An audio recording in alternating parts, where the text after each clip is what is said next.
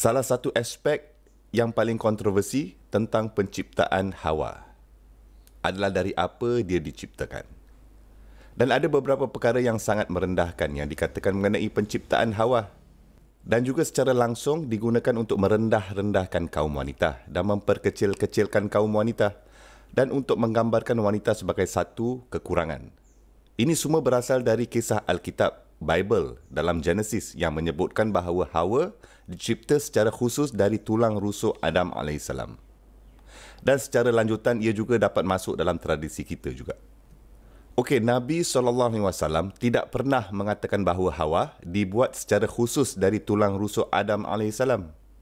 Okey, pertama Allah Subhanahu Wa Taala berfirman, laqad khalaqnal insana fi ahsani taqwim. Bahawa kami telah menciptakan al-insan sebagai ciptaan yang terbaik. Maksud, kaum lelaki dan kaum wanita diciptakan tanpa apa-apa kekurangan pun. Walaqad karamna bani Adam. Kami telah memberikan penghormatan kepada semua Bani Adam alaihissalam. Ini untuk membuktikan bahawa kemana saja perbincangan ini berlangsung dan pergi, bahawa lelaki dan wanita telah diciptakan dengan cara yang sama. Dan juga mereka kedua-dua diciptakan dengan tahap kelengkapan yang sama. Itulah sebabnya Allah Subhanahu Wa Taala mengatakan, Inna khalaqnakum min zakarin wa unsa wa ja'alnakum syu'uban wa qabaila lita'arafu. Bahawa kami telah menciptakan kamu terlebih dahulu dan paling utama dari lelaki dan wanita. Dan kemudian menjadikan kamu pelbagai bangsa dan pelbagai kaum. Okey, maka Allah di sini telah menyatakan misogynism atau sexism serta perkauman. Sebenarnya dia Subhanahu Wa Taala menangani seksism sebelum perkauman. Dan di akhir semua itu, inna akramakum indallahi atqakum. Yang paling mulia dari kamu di sisi Allah adalah orang yang paling mempunyai takwa yang banyak. Dan yang ini tidak kelihatan kerana takwa berada di dalam hati. Jadi tidak kira apa jantina anda atau apanya bangsa anda mempunyai kemampuan yang sama untuk mencari dan mendekati Allah Subhanahu Wa Taala dan mempunyai rasa kelengkapan dan kemampuan yang sama. Sekarang, apa ciptaan Hawa?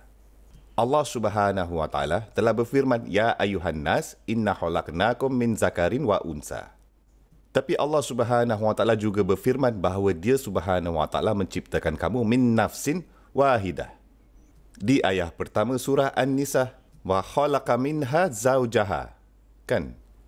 Dan dia menciptakan daripadanya pasangannya. Apa maksud perkataannya di sini? Apakah maksud minha di sini? Okey, majoriti ulama mengatakan bahawa Hawa dia diekstrak dan diciptakan dari Adam AS. Dan juga namanya juga kerana dia diciptakan dari sesuatu yang hai, kan? Sesuatu yang hidup. Sebilangan ulama mengatakan minha merujuk kepada jenis tanah yang sama Adam AS diciptakan dari. Ini adalah perbezaan pendapat dan perbincangan terbuka dan sebenarnya tidak ada yang muktamad dalam hal ini. Tapi, apa yang kita ada adalah hadis dari Sahih Al-Bukhari di mana Nabi SAW berkata, wanita itu diciptakan dari tulang rusuk. Beliau SAW tidak menentukannya secara spesifik Hawa, tapi beliau hanya mengatakan wanita diciptakan dari tulang rusuk. Okey, di sini adakah Nabi SAW menggunakan sebuah analogi? Atau adakah Nabi SAW berbicara secara literal? Dalam satu kisah di Bukhari juga, ia juga sahih, Nabi SAW mengatakan, Al-mar'atu kaldul'i, yang bermaksud wanita seperti tulang rusuk. In aqamtaha kasartaha. Sekiranya kamu cuba meluruskannya, kamu akan patahkannya. Apakah konteks hadis ini? Hadis ini sebenarnya sangat indah kerana nombor satu, itu dari khutbah Nabi SAW di Arafah. Farewell Hajj Nabi SAW. Jadi Nabi SAW mengatakan, Ya ayuhan nas istausu bil nisa khairan. Wahai manusia, perlakukanlah, layanlah isteri kamu dengan baik. Fa innal mar'ata khuliqat min dil'in. Sesungguhnya wanita itu diciptakan dari sebuah tulang rusuk. Wa in a'waja ma fit dil'i a'lahu. Dan bahagian tulang rusuk yang paling bengkok adalah bahagian atasnya. Okey, beliau SAW tidak mengatakan bahawa wanita itu adalah bahagian tulang rusuk yang paling bengkok atau bahawa dia diciptakan dari bahagian tulang rusuk yang paling bengkok. Sebaliknya, dia SAW hanya berkata bahagian tulang rusuk yang paling bengkok adalah bahagian atasnya. Dan sekiranya anda cuba meluruskannya, ia akan patah. Dan jika anda meninggalkannya, ia tetap akan berada di tempatnya. Jadi dia SAW berkata, Fastausu bin nisa'i khair. Bertindaklah dengan baik, berurusan dengan baik terhadap isteri anda. Jadi kalau kita tengok ni, tidak ada satu pun penjelasan mengenai hadis ini yang mengatakan bahawa wanita sememangnya mempunyai kekurangan dari seseorang lelaki. Kan? Bahawa dia bengkok atau tak lurus. Memang tak ada. Jadi ini masuk ke dalam idea yang umum, mengetengahkan evil, kejahatan kepada Hawa dan juga kepada wanita secara umum bahawa wanita sememangnya ada kekurangan atau bengkok dan jahat. Ketahuilah, ini bukan konsep dalam Islam. Okey? Okey, apa yang dikatakan oleh Nabi SAW?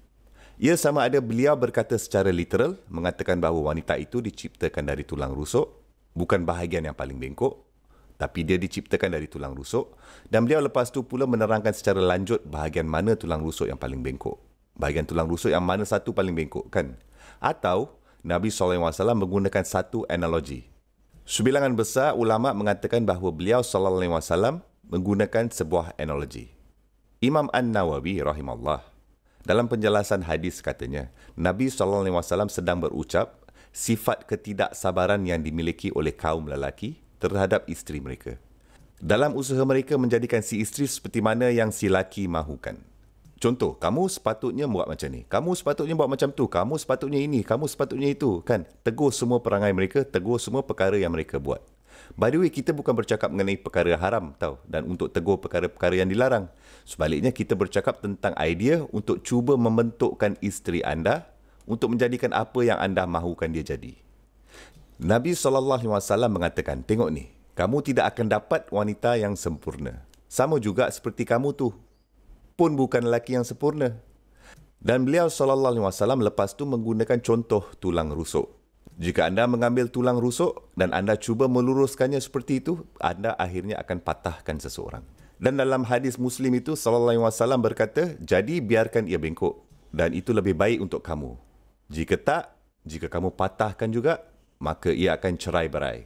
Jadi Nabi SAW berkata, mematahkannya bermaksud bercerai. Sebilangan ulama mereka mengatakan bahawa sifat wanita lebih kompleks daripada sifat lelaki. Dan ini bukan untuk subscribe konsep yang biasa ni, bahawa wanita adalah manusia gila dan tidak masuk akal dan beremosi sangat, dan lelaki seorang ajalah adalah orang yang logik dan tahu apa yang mereka lakukan. Tidak, bukan macam tu. Tetapi itulah sifat lelaki dan wanita itu berbeza. Dan lelaki mempunyai masa yang sangat sukar untuk memahami perkara itu. Dan Nabi SAW mengatakan, jangan kanggu perkara itu dan jangan berpura-pura seperti anda memahami segalanya. Kerana pasti ada jurang di situ. Anda tidak akan dapat memahaminya semua. Okey, yang ketiga yang saya dapati sangat indah ialah wanita itu telah dicipta dengan cara untuk melindungi organ yang penting. Cara tulang rusuk melindungi perkara-perkara tertentu. Dan untuk cuba mengubahnya, mungkin membahayakan organ-organ tersebut. Salah seorang imam, dia mengatakan, selalunya perkara yang kita tidak suka pada pasangan kita sebenarnya adalah perkara yang melindungi perkahwinan dan melindungi rumah tangga. Itulah sebabnya Allah Subhanahu Wa Taala mengatakan, asa an takrahu syai', anda mungkin tidak menyukai sesuatu, wa yaj'alallahu fihi khairan katsira, dan Allah memberikan banyak kebaikan dalam kualiti yang anda tidak suka. Jadi ada kualiti tertentu yang mungkin anda tidak suka mengenai pasangan anda. Tapi itulah sebuah perkara yang dapat menahankan, itulah benda yang dapat menjaga semua perkara di tempatnya, dan perkara-perkara itu sebenarnya mempunyai banyak khair di dalamnya. Oleh itu, mesej hadis ini bukan untuk mengatakan bahawa wanita adalah tulang rusuk yang bengkok atau sememangnya bengkok. Itu bukan pemahaman hadis. Nabi SAW menggunakan contoh. Dia SAW berkata, jangan cuba menukar isteri kamu dan membentuknya untuk menjadi apa yang kamu mahukan. Cuba faham. Cuba berbelas kasihan. Kita semua mempunyai kekurangan kita masing-masing. Baik laki, baik wanita. Dan kita tidak boleh mengharapkan pasangan kita untuk jadi sempurna. Sebaliknya, kita harus saling mencuba bersama untuk menghadapi dan mengatasi kekurangan tersebut. Bersama-sama menjadikan dia hubungan yang matang dalam keadaan yang baik dan dalam kesabaran dan juga dalam semua perkara yang menyenangkan. Allahumma amin.